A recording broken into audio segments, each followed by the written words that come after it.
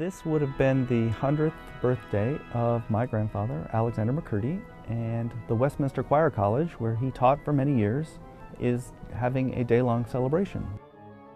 He was a one-of-a-kind in many ways. And we think that the only composer at the present moment might be Messiaen, and we just mess with him all the time, and it's just terrible. Or we might think that Sowerby's the only thing, and that after all, there's still 3 B's, you know, after Sowerby. Even now, 22 or 3 years after he died, and 40 years after he retired from Westminster and Curtis, when I Google him, there are hundreds and hundreds of websites of his students. His legacy was a teacher that was recognized by his peers as peerless. I remember my grandfather most after he retired to Maine.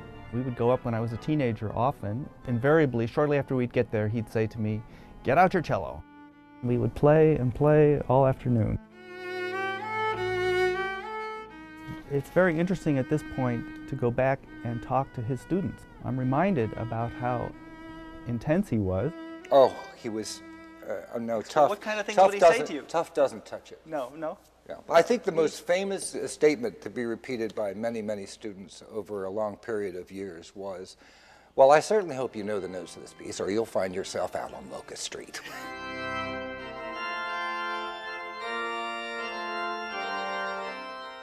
Well, he could call you all sorts of names that you probably wouldn't be able to call a student in this day and age without perhaps incurring a lawsuit. But he was actually very kind. He understood human frailty. He understood that perfection is something that is very difficult to achieve and even harder to sustain. And he was imperfect himself in his playing, and nevertheless, he was encouraging to produce the very finest product that we could manage.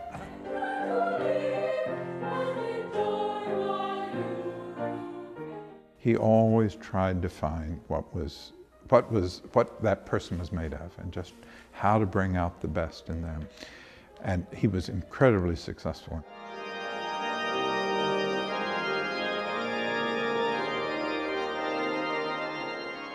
When it would snow in the time of Dr. McCurdy's teaching at Westminster, it happened always. I never saw it happen any other way, that Dr. McCurdy would drive in the snow from Philadelphia and be in Princeton for his 8 o'clock lesson.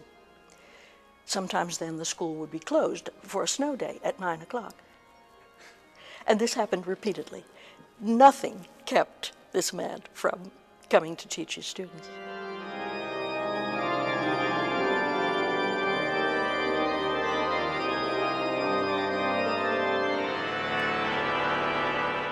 But after I first played my very first student recital in Curtis Hall, everybody stood up and I was getting an ovation, and they were hooting and hollering and screaming, and so my head was so huge going back for that second bow that I wasn't quite sure I could fit through the French doors to get back to the stage. And he gave me a hug and then looked me square in the eye and said, "Well done, but if they only knew what you don't know."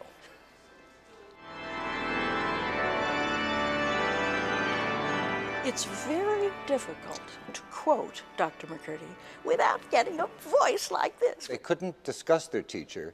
They could only imitate him.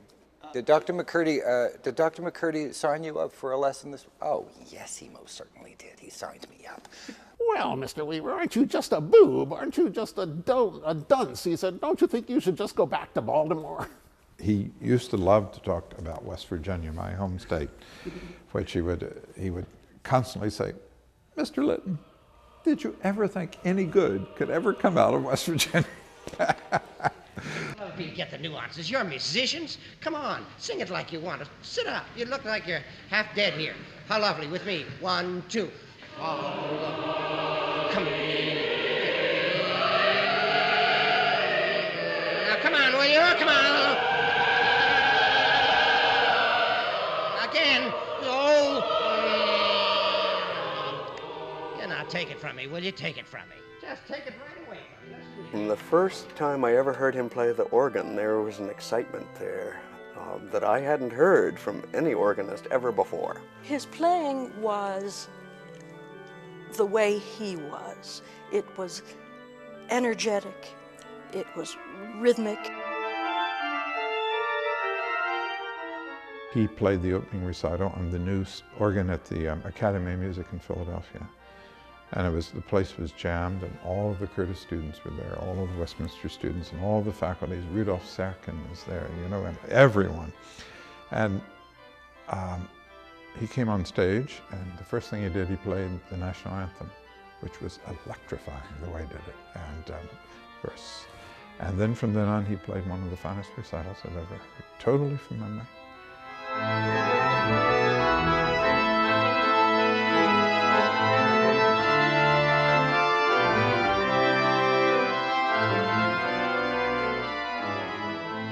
My grandfather was born in Eureka, California in 1905. His mother, who apparently wasn't quite as stern as she appears in this picture, helped him practice every day.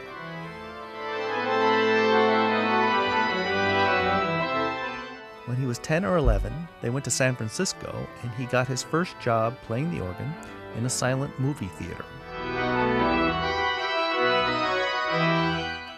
In the 1920s, he came to Philadelphia to study at the newly opened Curtis Institute of Music. After graduating in the first class in 1934, he joined the faculty. In 1932, he met and married my grandmother, Flora Greenwood, who was a harpist in the Philadelphia Orchestra. For years, they went on annual concert tours together.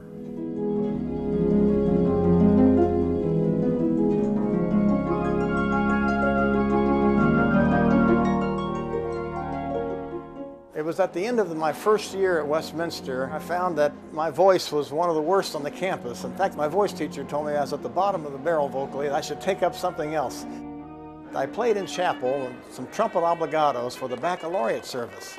Well, Dr. McCurdy was at the organ.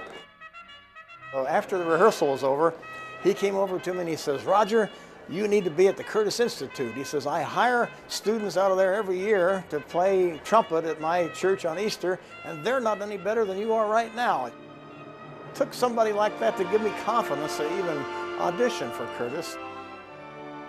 This is my 31st year at the Philadelphia Orchestra, but it was through Dr. McCurdy that I even thought I had a potential.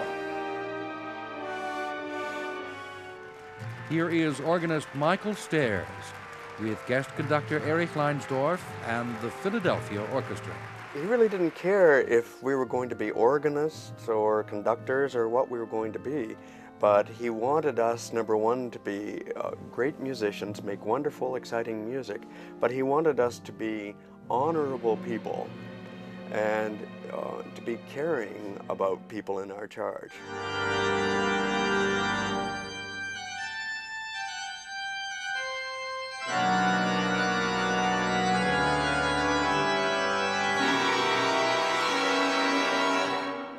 When I'm playing pieces that I studied with him, and of course in 7 years I studied a lot, but I still hear his voice over my shoulder. I still advise the Episcopal Academy in Philadelphia. They have a motto, esse quam videri, to be and not to seem to be. Think that over a little bit. A lot of us have well, everybody has a kind of a sham, don't you think? How wonderful it is if you can kind of put that off and be what you really are.